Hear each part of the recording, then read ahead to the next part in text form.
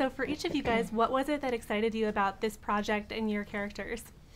Well, for me, it was just how fun the script was and how funny and obviously the message and everything that it's pertaining to. That really pushed me to want to be a part of this.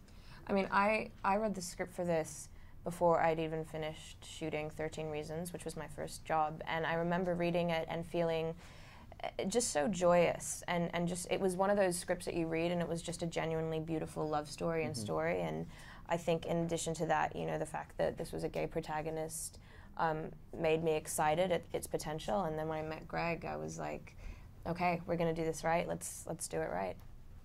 Yeah, I think there's a lot that you can go into with a question like that, but I think that the short answer is that it was an exciting thing to be a part of, just to be part of something that felt like it could be helpful and further along a conversation of, you know, representation.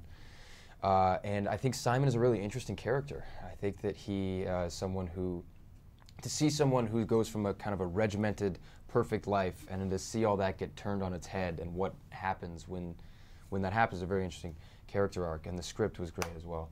So there were a lot of reasons to be involved in it. Yeah, definitely from my aspect, I loved the language of this movie. You know, there's a scene where it's like, oh, did you hear that there's a closeted gay kid at the school? And my character, Abby, just goes, who cares?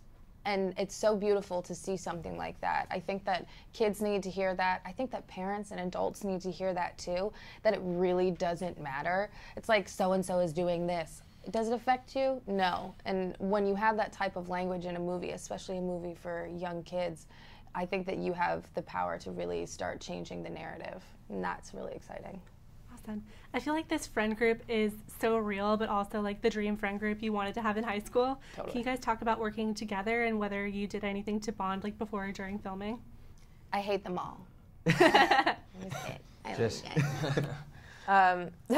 No, I mean, We hung out. we hung out. We We like each other. we hung out. Yeah. I think what was useful as well, though, is that Greg had he allotted like a 2-week rehearsal period, which was super, super useful in just A, allowing us to go over the material, but B, it let us hang out and chill. And I think that dynamic just formed naturally, and I think is also a byproduct of the writing.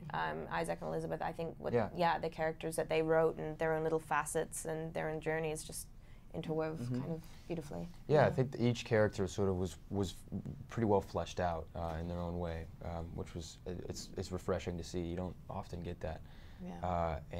Yeah, I think, like you said, I mean, it was sort of like the perfect friend group, but it was also authentic, and I think that this film is great because it shows a lot of different elements in the best light possible, a lot of different aspects of someone's personality or journey to find themselves, and it shows it in the broadest, best light that you can see, which I think is powerful for people to see.